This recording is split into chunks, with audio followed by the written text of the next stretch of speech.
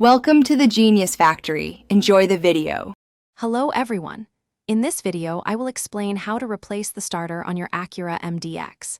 This is a common repair that you can definitely do yourself. First, prioritize safety by disconnecting the negative battery cable, then the positive. You will need a basic set of tools, including a ratchet, extensions, and 12mm and 17mm sockets. Remember to have your radio anti-theft code handy, as you will need it later. Now, let's prepare the area. Begin by removing the battery hold-down bracket and carefully lifting out the battery. Next, unbolt and remove the battery tray. This will give you clear access to the starter motor. You might also need to disconnect a few air ducts or hoses that are in the way. The starter is usually found directly below the battery tray, nestled against the engine block. With the area clear, it's time to disconnect the old starter.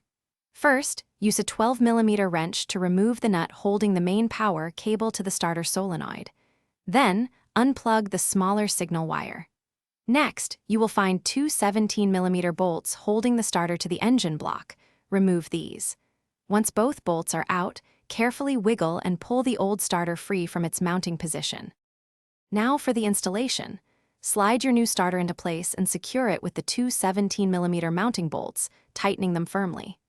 Reconnect the main power cable and the smaller signal wire to the new starter. Then, reinstall the battery tray, the battery, and any air ducts or hoses you removed. Finally, connect your battery cables, enter your radio anti-theft code, and start your MDX to ensure everything is working perfectly. Thanks for watching. If you found this helpful, don't forget to like and subscribe.